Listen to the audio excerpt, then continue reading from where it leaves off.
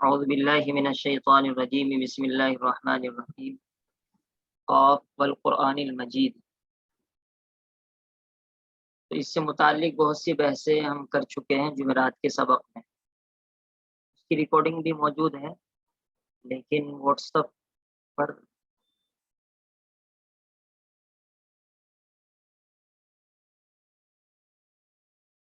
صرف 16 MB کی جاتی ہے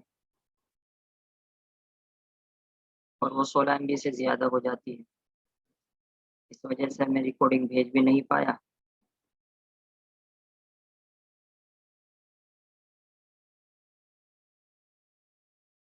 لیکن اس کا کوئی نہ کوئی جگاڑ اور صورت پیدا کروں گا انشاءاللہ، خاص طور پر جو حضرات بعد میں شریک ہوئے ہیں تو ان کو تو شروع کے سبق کی ریکارڈنگ ارسال کر ہی دیتے ہیں تاکہ ان کا درس ٹیلی گرام پر بھیج سکیں گے؟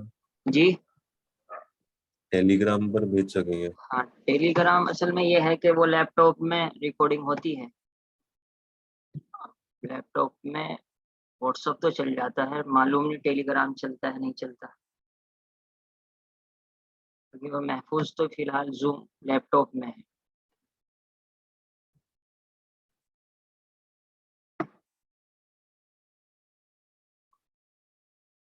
تو قاف والقرآن المجید، آخری بحث ہماری یہ تھی کہ اللہ تعالیٰ نے فرمایا قسم ہے قرآن کی جو کہ مجید ہے، مجید کے معنی عظمت والا اور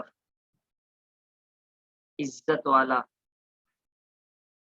شان والا، یہ سب ترجمے آپ کر سکتے ہیں۔ اصل میں مجید امام راغب فرماتے ہیں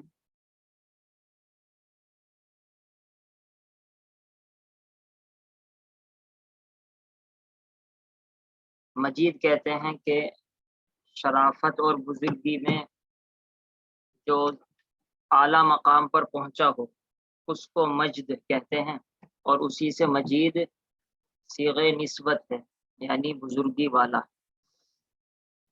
تو یہاں پر جواب قسم محذوف رہے گا، یہ خود بخود آپ کو قرآن کریم سے نکالنا ہوگا، کیونکہ جب آپ کہیں گے قسم ہے قرآن کی جو عظمت والا ہے تو قسم کھانے کے بعد آپ کیا کہنا چاہ رہے ہیں یہ آپ کے ذمہ لازم ہے۔ جب بعض علماء نے پہلے کل عرض کیا تھا میں نے بالکل آخر جہاں پر درس ختم ہوا تھا کہ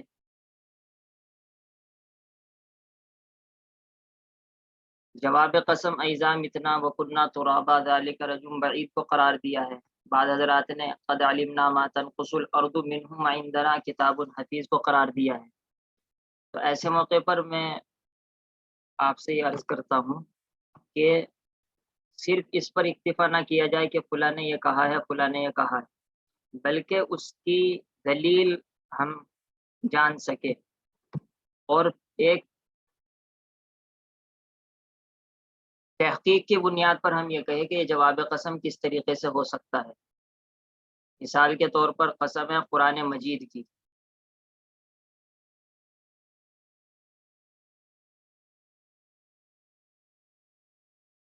تو اللہ تعالیٰ نے قرآن کریم کی مجد قسم کھا کر فرمایا کہ ہم یقینی طور پر جانتے ہیں اس حصے کو جو زمین ان کی کھا رہی ہے، یعنی قبر میں چلے جانے کے بعد، یعنی قرآن مجید کی قسم کھا کر اللہ تعالیٰ نے بعث کو ثابت کیا ہے۔ تو یہ آپ کا دل کہنا چاہیے کہ ہاں یہ جواب قسم بن سکتا ہے، قرآن مجید کی قسم اور اس کے بعد بعث کو ثابت کیا، لیکن یہ قول ضعیف بھی ہے۔ تو قول ضعیف ہے یہ بھی آپ کا دل کہے، یعنی دلیل کے ساتھ بصیرت کے ساتھ آپ کہے کہ ہاں یہ قول ضعیف ہے۔ ضعیف کیسے ہم ثابت کریں گے اس کو کہ قرآن مجید کی قسم اور ہم جانتے ہیں ان اعضاء کو، ان حصے کو جو زمین ان کی کم کرتی جا رہی ہے، تو اس میں ایک ربط باقی نہیں ہو رہا ہے۔ قرآن مجید کی قسم اور ہم جانتے ہیں اس حصے کو، ایک تو معنوی اس کے اندر یہ خلل پیدا ہو رہا ہے، دوسرا خلل یہ ہے کہ جواب قسم پر لام آتا ہے اور یہاں پر لام استعمال نہیں کیا گیا، اس وجہ سے بھی یہ قول ضعیف ہے۔ اصول تفسیر کا یہ قاعدہ ہے کہ جس قول میں کوئی حذف ماننا پڑے وہ قول مرجوح ہوتا ہے بمقابلے اس قول کے جس کے اندر کوئی حذف ماننا نہ پڑے۔ تیسرے اس قول کو ہم ضعیف اس وجہ سے بھی کہیں گے کہ ایک قاعدہ یہاں پر آگے چل کر آپ کے سامنے آ رہا ہے کہ بل عجیبو میں بل اضراب کے لیے ہے، یعنی ایک بات سے رخ پھیر کر دوسری بات کہنا۔ اور ابن عاشور نے التحریر و تنویر میں یہ بات لکھی ہے کہ اضراب یعنی کسی کلام سے منتقل ہو کر دوسرے کلام کی طرف متوجہ ہونا، یہ جبھی ہوتا ہے جبکہ پہلا کلام مکمل ہو چکا ہو۔ اور قسم ہے قرآن مجید کی یہ کلام ناقص ہے، کیونکہ قسم بغیر جواب قسم کے ناقص ہے۔ جب تک کہ آپ قسم نہیں، جواب قسم استعمال نہیں کریں گے تو سامنے والے مخاطب کو کچھ بھی معنی سمجھ میں نہیں آتے۔ اصل تو جواب قسم ہی ہوتی ہے، اور قسم تو تمہید اور توطیہ ہوتا ہے۔ اس وجہ سے یہ تیسری دلیل ہے ضعیف ہونے کی اس قول کے کہ جواب قسم آگے آ رہا ہے کہ اگر ہم جواب قسم قد علمنا ما تنقص الارض کو قرار دیتے ہیں تو ہمیں یہ ماننا پڑے گا والقرآن المجید مکمل کلام ہو چکا، حالانکہ قسم مکمل کلام نہیں ہوتا۔ آپ اردو کے اندر غور کریے، قسم ہے اللہ تعالیٰ کی، اب آپ چپ ہو جائیے تو ایک دم سامنے والا یہ کہے گا بھائی آگے تو کچھ بولیے۔ تو اس طریقے سے میں یہ کہنا چاہ رہا ہوں کہ اصل آپ بصیرت کے ساتھ قرآن کریم کی آیات کو سمجھے۔ یہ نہیں ہے کہ مفسرین نے جو لکھا ہے بس ٹھیک ہے اور اس کو نقل کر دیا جائے، تو نقل تو آپ اگر آپ کی عربی اچھی ہے تو آرام سے آپ نقل کر سکتے ہیں تفاسیر کو دیکھ کر۔ ہمارے یہاں تفاسیر جو حضرات پڑھتے ہیں، لکھتے ہیں اور پڑھاتے ہیں، بس وہ نقل زیادہ کرتے ہیں۔ دیکھیے نقل کرنا کوئی اہم چیز نہیں ہے، خاص طور پر آج کے دور میں اتنے زیادہ اسباب کثیر ہو چکے ہیں۔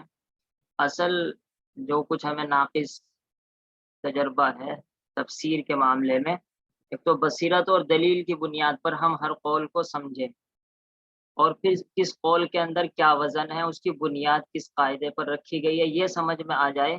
اصل یہ تفسیر میں تو سمجھتا ہوں یہ تفسیر ہے، اور یہی شعبہ تفسیر کا فائدہ بھی ہے۔ اور پھر ہم رتب و یابس کے اندر رتب و یابس کے اندر امتیاز کر سکیں انشاءاللہ۔ تفسیر، تعویل، قیاس، استنباط، اس کے درمیان ہم فرق کر سکیں۔ تو بل کی بات پہلے آ چکی، میں بھی اس کو مکمل کر لیتا ہوں۔ ابھی ویسے لفظ قاف پر ایک بحث کرنی ہے، چلیے لفظ قاف ہی پر ایک بحث کرتے ہیں۔ یہ تفسیر روایہ سے متعلق، اب تک تو جو بحث ہو رہی تھی قسم یہ ہے، جواب قسم یہ ہے، یہ سب بحث تھی تفسیر درایا سے متعلق۔ درایا کا مطلب یعنی نحو، صرف، لغت، یہ تمام بحثیں۔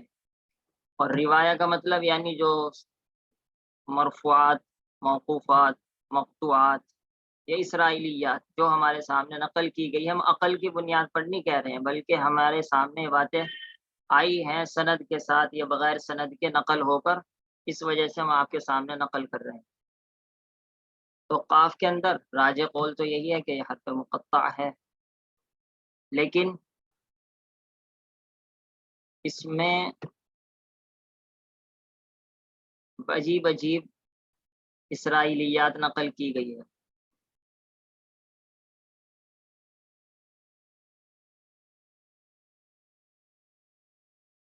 امام ابن کثیر نے بھی ان کو نقل کیا ہے، اور علامہ آلوسی نے بھی روح المعانی میں اس کو نقل کیا ہے، اور دونوں ہی حضرات نے رد کیا ہے اس کے اوپر۔ یہ اصل میں آپ کو دکھلانا چاہتا ہوں کہ اسرائیلیات کیسی ہوتی ہیں، پھر اسرائیلیات کی حد کیا ہے، اور اسرائیلیات سے متعلق کیا چند باتیں جو اس مقام کے مناسب ہے وہ بیان کرنی ہیں۔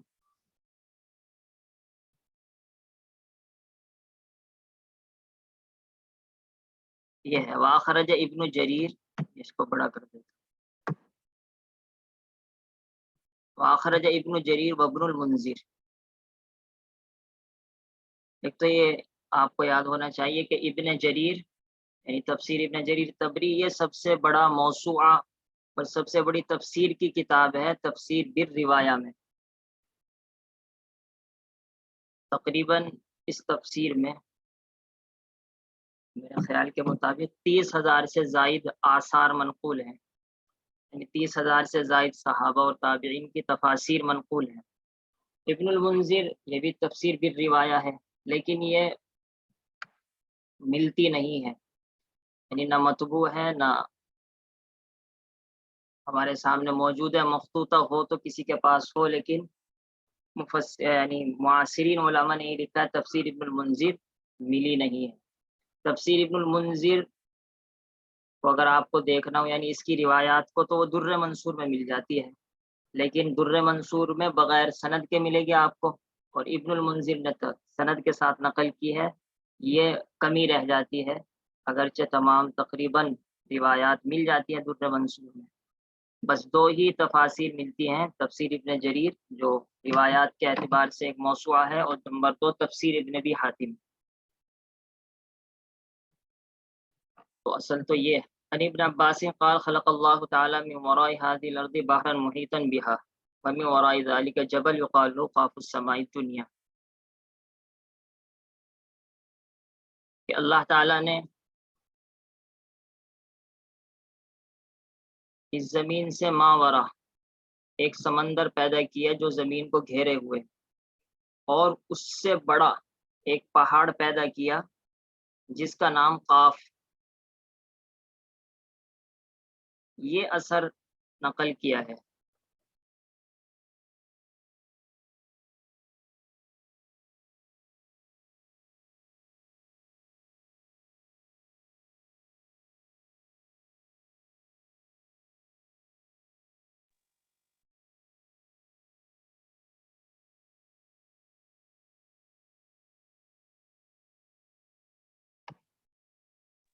مفتی صاحب جی لہو کچھ کہہ رہے ہیں؟ اس کو اسرائیلی روایت کہیں گے؟ ہاں ہاں اسرائیلی ہے، ابھی میں بتلاؤں گا، ابھی آپ کے سامنے ترجمہ آ جائے پھر انشاءاللہ عرض کروں گا. اور اس کو دنیاوی آسمان کا قاف کہا جاتا ہے، مترفرتن علیہ، جو اس کے اوپر پھیلا ہوا ہے زمین کے اوپر. پھر اس سے بعد اور اس کے اوپر ایک پہاڑ پیدا کیا، وہ بھی اس زمین جیسا ہے 7 مرتبہ، یعنی ہر زمین کے اوپر ایک پہاڑ. پھر اس کے بعد ایک سمندر پیدا کیا جو ان تمام 7 زمینوں کو گھیرے ہوئے. تو خیر اس طریقے سے یہ یعنی گویا کہ ایک پہاڑ پہاڑ پہاڑ 7 پہاڑ ہو چکے، 7 زمینیں ہو چکی، 7 سمندر ہو چکے، یہ ایک اثر ہے. تو سب سے پہلی بات ہے اسرائیلیات ہے. دلیل کیا ہے؟ دلیل یہ ہے کہ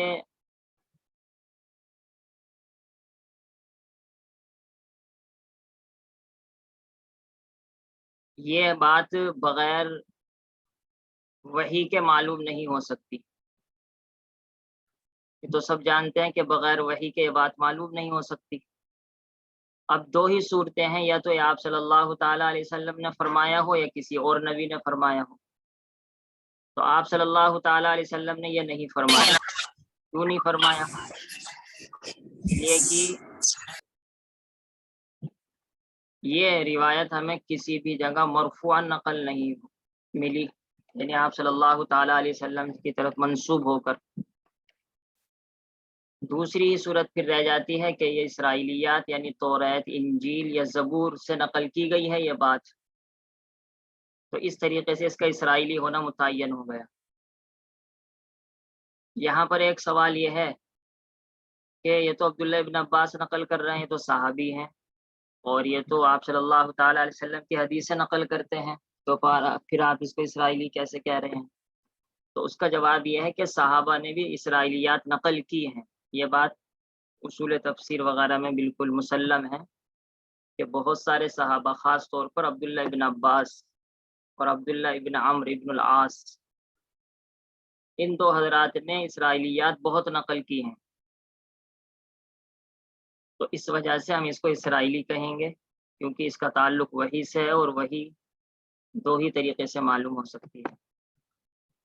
رہ جاتی ہے یہ بات کہ پھر جب یہ اسرائیلیات ہے اس کو بیان کرنا جائز ہے یا نہیں ہے، تو یہاں پر وہ اصول شاید آپ نے پڑھا ہوگا، سبھی حضرات اس کو نقل کرتے ہیں کہ اسرائیلیات کی 3 قسمیں ہیں۔ اصل سب سے پہلے یہ علامہ ابن تیمیہ نے یہ تفصیل نقل کی ہے کہ اسرائیلیات کی 3 قسمیں ہیں کہ ہماری شریعت اس کا اقرار کرے تو اس اسرائیلیات کو ہم نقل بھی کریں گے اور اس کا یقین بھی کریں گے۔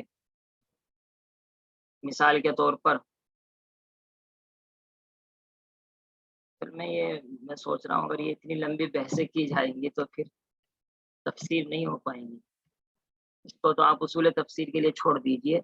مختصراً یہ دوسری، اگر ہماری شریعت اس کا انکار کرے تو اس اسرائیلی روایت کو نہ نقل کیا جائے گا بلکہ اس کے اوپر رد کیا جائے گا۔ اور تیسرے اسرائیلی مسکوت علی عنہ، جس کو ہماری شریعت نہ اقرار کرتی ہے نہ انکار کرتی ہے، تو ایسی اسرائیلی کو بیان کرنے کی اجازت ہے، البتہ اس کی نہ تصدیق کی جائے گی نہ تکذیب کی جائے گی۔ اب یہاں پر سوال یہ ہے کہ یہ روایت جو قاف سے متعلق ہے کون سی قسم کی ہے؟ شریعت ہمارا اقرار تو اس کی کرتی نہیں، یعنی کسی آیت میں یا کسی حدیث میں یہ نہیں آیا کہ ایسا کوئی پہاڑ ہے، انکار کرتی ہے یا نہیں؟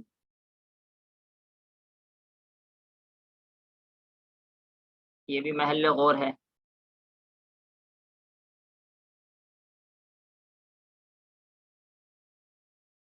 اس سلسلے میں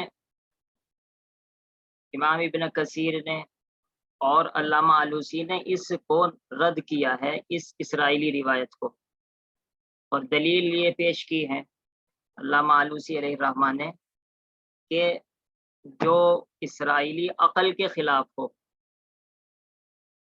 وہ بھی مکذوب روایات کے اندر داخل ہوگی اور اس کو بیان کرنے کی بھی اجازت نہیں ہوگی بغیر اس پر رد کیے ہوئے، اور یہ بھی عقل کے خلاف ہے، اس وجہ سے اس کو رد کیا جائے گا اور اس کو قبول نہیں کیا جائے گا۔ اب یہاں پر اس سے بڑا ایک سوال یہ ہے کہ اگر یہ اسرائیلی مردود اسرائیلی ہے تو پھر عبداللہ ابن عباس رضی اللہ تعالیٰ عنہ نے کیوں نقل کی؟ یہ بہت بڑا اشکال ہے، یہ صرف اسی جگہ اشکال نہیں ہوگا بلکہ یہ سب جگہ اشکال ہوگا، کیونکہ بہت ساری جگہ ایسی ایسی روایات منقول ہیں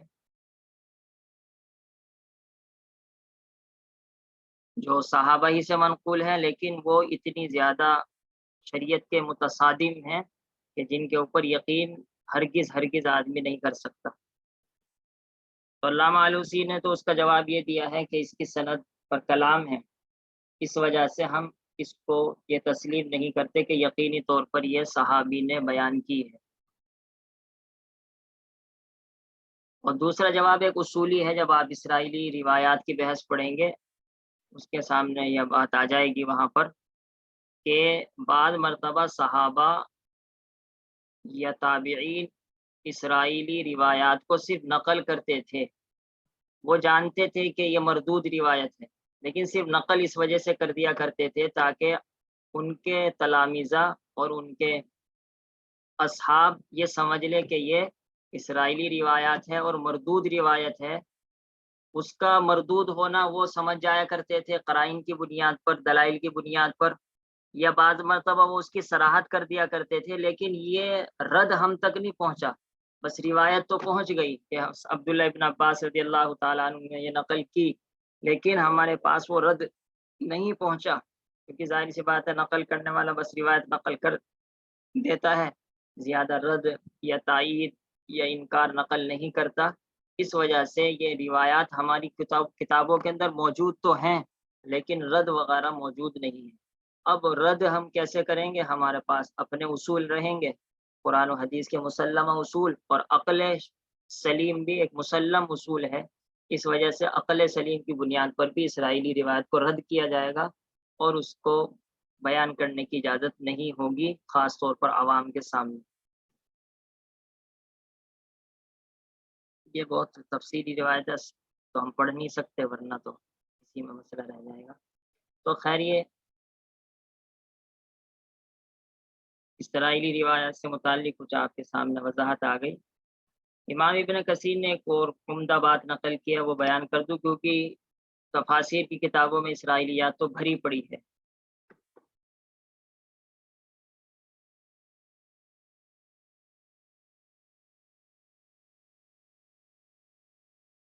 امام ابن کثیر فرماتے ہیں دراصل اسرائیلیات کا مطلب یہ نہیں ہوتا کہ یہ توریت کی اور انجیل کی ہی بات ہے، بلکہ جو یہودیوں نے اور عیسائیوں نے اپنی طرف سے بڑھا دی وہ بھی ہم اسرائیلیات ہی شمار کرتے ہیں، لیکن ہم یہ امتیاز نہیں کر پاتے کہ یہ اصل حقیقتاً توریت کی اور انجیل کی بات ہے یا بعد میں لوگوں نے بڑھائی ہے۔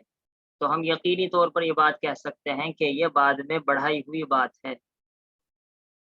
جس طریقے سے آپ صلی اللہ تعالی علیہ وسلم کی حدیثوں میں وضاعین اور کذابین نے جھوٹی حدیثیں گھڑی ہیں اور وہ بھی کتابوں کے اندر موجود ہے، لیکن الحمدللہ محدثین نے اس کو الگ الگ کر دیا اور یہ بیان کیا کہ یہ موضوع ہے، یہ ضعیف ہے اور یہ من گھڑت ہے۔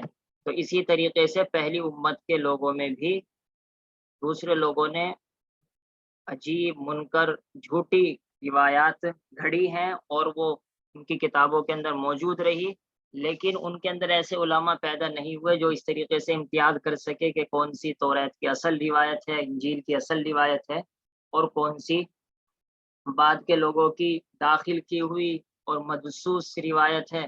اس وجہ سے یہ اسرائیلیات ہمارے پاس پہنچ گئی، جھوٹی روایات بھی اسرائیلیات کے نام سے ہم تک پہنچی، اس وجہ سے ہمارے اوپر اب لازم ہے اصول پر ان اسرائیلیات کو پرکھنا۔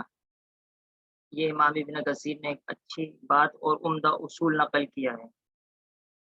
اچھا، میں بار بار یہ بات کہہ رہا ہوں کہ اسرائیلیات توریت اور انجیل سے نقل کی گئی ہے، تو شاید آپ کے ذہن میں یہ بات آئے کہ انجیل کا نام کہاں سے آ رہا ہے۔ تو یہ اصطلاحی بات ہے کہ اسرائیلی صرف توریت کی بات کو نہیں کہتے، اسرائیلی روایات توریت اور انجیل دونوں کی باتوں کو کہا جاتا ہے، بلکہ زبور کی روایات بھی اس کے اندر داخل ہے، بلکہ جو دوسرے صحف ہیں وہ بھی اسرائیلیات کے اندر داخل ہوتے ہیں۔ تو اصطلاحی اعتبار سے اسرائیلیات کے اندر توریت کی روایات، انجیل کی روایات اور زبور کی روایات سب اس میں داخل ہوتی ہیں۔ ایک بات یہ بھی یاد رکھیں کہ توریت اور انجیل اور زبور یہ سب بعد میں لکھی گئی، تو جو یہودی علماء اور عیسائی علماء تھے تو انہوں نے اپنی یادداشت کی بنیاد پر رکھی اور اپنی اس کی شرح بھی انہوں نے توریت اور انجیل ہی کے اندر داخل کر دی۔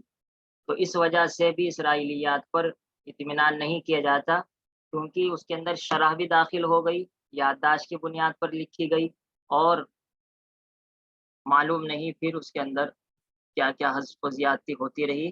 تو اس وجہ سے یہ سمجھنا کہ اللہ تعالیٰ کی طرف سے ہے اور یہ سمجھنا کہ یہ وحی کی بنیاد پر ہم تک یہ بات پہنچی ہے، یہ بالکل غلط ہے، کیونکہ انہوں نے اپنی شرح بھی اس کے اندر داخل کی ہے اور اپنی یادداشت کے نوٹ بھی اس کے اندر داخل کیے ہیں اسرائیلیات میں۔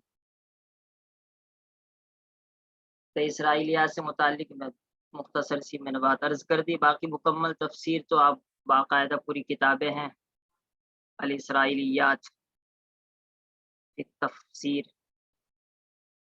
مستقل کتابیں بھی ہیں، امام ابو شعبہ کی ایک مستقل کتاب ہے، اور تفسیر کے عنوان کے اندر اسرائیلیات پر ہمیشہ ہر جگہ بحث ملے گی۔ علوم القرآن کے اندر تمام علوم القرآن کی کتابوں میں ایک مضمون ہوتا ہے تفسیر کا، اور اس تفسیر میں الاسرائیلیات کا مضمون ہونا ضروری ہے۔ اور جو ہم رات میں الاتقان سے اصول التفسیر پڑھ رہے ہیں انشاءاللہ اس کے اندر بھی اسرائیلیات پر کلام تفصیل کے ساتھ آ جائے گا۔ یہاں جتنی مجھے ضرورت محسوس ہوئی وہ میں نے عرض کر دیا۔ تو یہ بات چل رہی تھی بل عجیب، یہاں پر اب آپ کو نحو کی طرف توجہ کرنی پڑے گی، اور یہاں پر ایک علوم القرآن کی بحث آپ کو یاد کرنی ہوگی، معرفت الادوات التي يحتاج الیہا المفسر، یعنی ان حروف کی پہچان، ان حروف کی معلومات جن کی ایک مفسر کو ضرورت پیش آتی ہے، اور وہ حروف یہی ہیں جو کثرت سے قرآن میں استعمال ہوتے ہیں، بل، لیکن، حمزہ، استفہام، انکاری، اقراری، حل، یہ سب حروف۔ تو بل اگرچہ وہ چھوٹی سی بات ہے، آپ نے ہدایت النحو کے اندر پڑھ لیا، لیکن یہ بل ہر جگہ قرآن میں آئے گا تو ہمارا اجرا کرنا ضروری ہے، اس کے بغیر ہم بات سمجھ ہی نہیں سکتے۔ اور ابھی میں آپ کو بتلاؤں گا کہ یہ بل کتنا اہم ہے، اور جب آپ اردو میں اگر آپ اس کا ترجمہ کریں گے تو بغیر سوچے سمجھے اگر بلکہ کا ترجمہ کریں گے تو ناقص ترجمہ ہوگا، اور نہ آپ سمجھ پائیں گے اور نہ ہی سامنے والا سمجھ پائے گا۔ دیکھیے، قسم ہے قرآن مجید کی، ایک تو ناقص ترجمہ آپ کا یہی ہوگا کہ اگر آپ نے جواب قسم کا ترجمہ نہیں کیا۔ یہاں پر اصل میں ہم اپنے اکابر کے تراجم میں دیکھ لیتے ہیں، ہم اپنے اکابر میں تو عام طور پر دو ہی ترجمے مشہور ہیں، ایک تو حضرت شیخ الہند علیہ الرحمہ کا ترجمہ، جس پر علامہ شبیر احمد عثمانی کی تفسیر ہے، تفسیر عثمانی، اور دوسرا ترجمہ ہے حضرت تھانوی کا ترجمہ، جس پر تفسیر بھی ہے حضرت کی۔ یہ دو ترجمے تو اصل ہیں، لیکن میں مفتی تقی عثمانی کا ترجمہ بہت ہی زیادہ اہم سمجھتا ہوں اس زمانے کے اعتبار سے، بلکہ دونوں ترجموں سے بہتر ترجمہ ہے مفتی تقی عثمانی صاحب کا اس زمانے کے اعتبار سے خصوصاً۔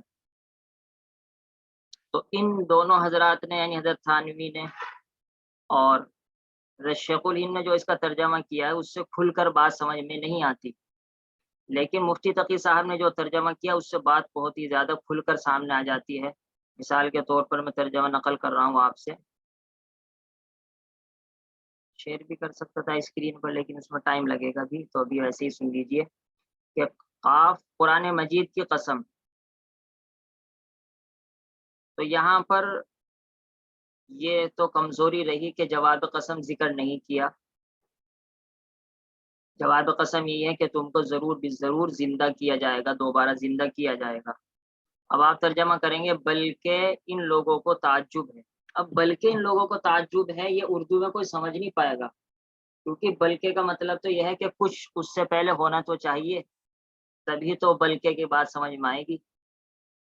اسی وجہ سے بل کہتے اضراب، اضراب کا مطلب ہے ایک بات سے منتقل ہو کر آپ دوسری بات کہہ رہے ہیں، لیکن ان دونوں باتوں میں مضرب اور مضرب عنہ میں کوئی مناسبت تو ہونی چاہیے۔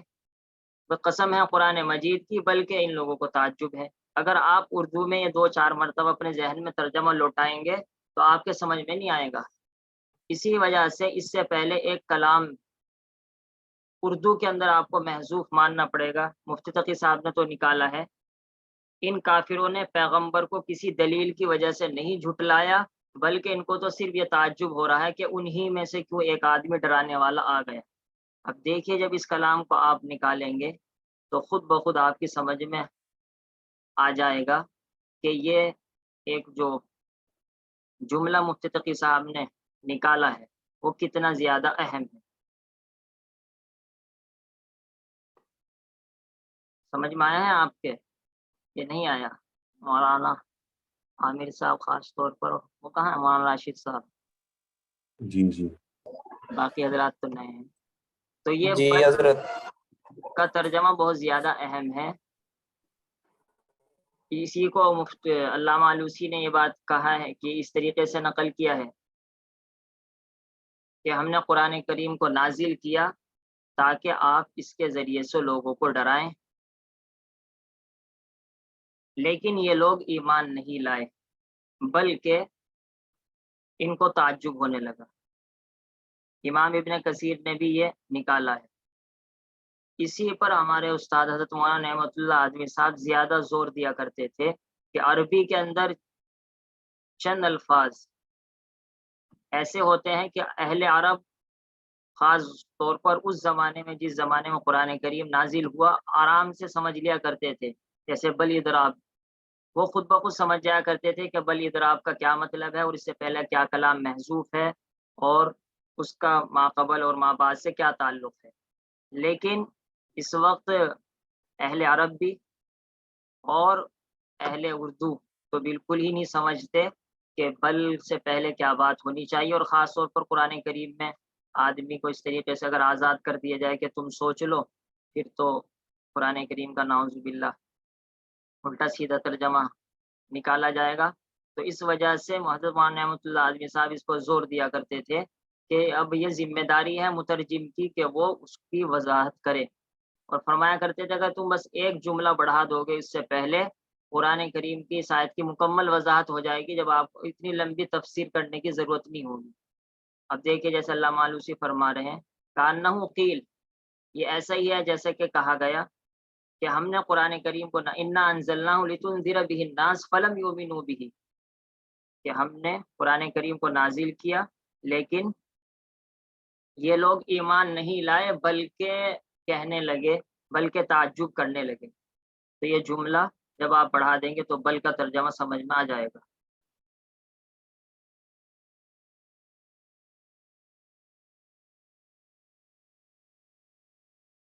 اسی کو آپ اگر جلالین شریف میں پڑھیں وہاں بھی یہی لکھا ہوا ہے کہ ما آمن کفار مکہ بحمد بل عجیب، کہ کفار مکہ آپ صلی اللہ تعالی علیہ وسلم پر ایمان نہیں لائے، بلکہ ان لوگوں کو تو تعجب ہونے لگا کہ انہی میں سے ایک شخص کیوں ان کو تنبیہ کرنے کے لیے آ گیا۔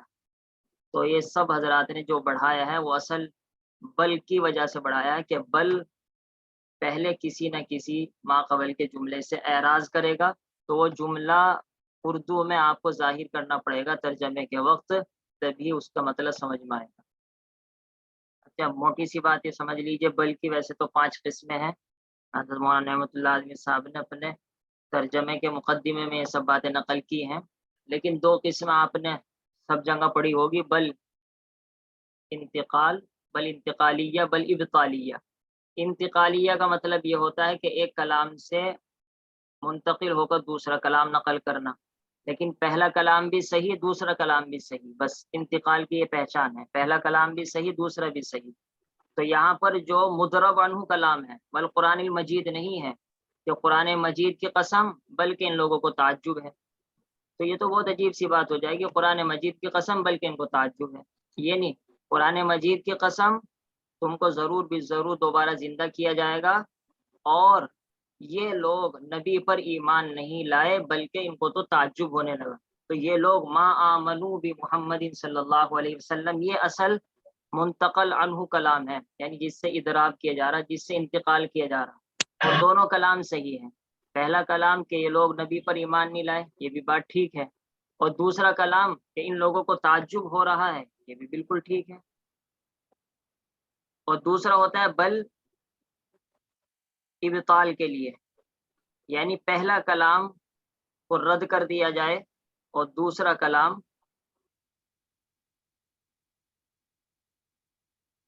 شروع کیا جائے اور پہلے کلام کو ختم کر دیا جائے۔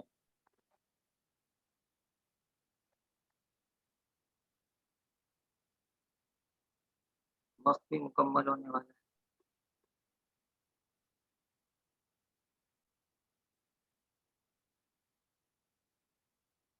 تو یہ بل کے بارے میں امید ہے کہ آپ کی تفصیل سمجھ میں آ چکی ہوگی۔ یہ 2 باتیں بلکہ 2 باتیں اہم ہو چکی۔ نمبر 1 قاف سے متعلق اسرائیلی روایات، نمبر 2 بل سے متعلق کلام، اور جو محذوف ہے اس کو سامنے لانا ضروری ہوتا ہے۔ صاحب جلالین جو کچھ کرتے ہیں وہی اگر آپ اردو میں کرنے لگ جائیں اور بصیرت کے ساتھ وہ کام آپ کرنے لگ جائیں تو اب آپ کو زیادہ تفسیروں کی بھی ضرورت پیش نہیں آئے گی، اور خود بخود آپ قرآن کو براہ راست قرآن سے سمجھنے لگیں گے۔ اور یہی وجہ ہے ہمارے اکابر نے جلالین کو درس میں رکھا ہے، اور کوئی وجہ نہیں، ورنہ جلالین سے عمدہ تفاسیر موجود ہیں، صرف صلاحیت بنانے کے لیے جلالین کا انتخاب کیا گیا ہے۔ بل عجیبوا ان جاءہم منذر منہ، بلکہ ان کو تعجب ہوا۔ اب یہاں پر تعجب کے معنی تو وہی اردو میں جو آپ سمجھتے ہیں وہی ہے، یعنی ایک عجیب سی بات کا پیش آ جانا۔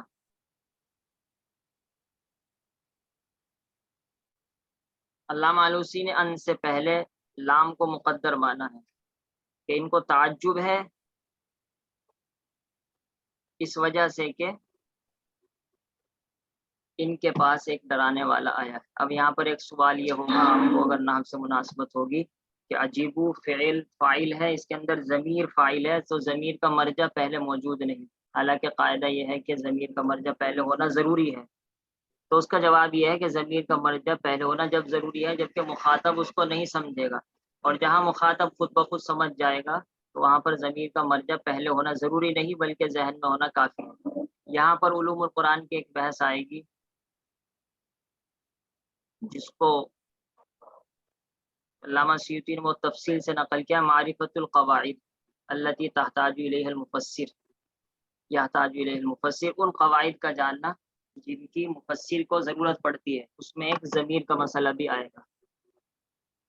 اس وقت پورا ہو چکا ہے، یہ جو باتیں عرض کرتا ہوں آپ کے لیے اگر تھوڑی نئی سی ہو یعنی آپ کو کچھ پسند آتے ہو تو نوٹ ضرور کیا کریں، اس میں آپ کا فائدہ ہوگا، کیونکہ اتنی طویل بحث کے بعد آدمی چند جملے لکھ لیں تو اس کے بعد اس کو یاد کرنے میں بھی آسانی ہو جائے گی، اور پھر آپ کو لکھنے میں آپ کے ذہن میں سوالات بھی پیدا ہوں گے تو پھر آپ وہ سوالات بھی ہم سے کر سکتے ہیں، انشاءاللہ اس کے جواب بھی دینے کی کوشش کی جائے گی، اور کوشش یہ کریں کہ آپ اپنے ذہن میں یہ باتیں محفوظ رکھیں۔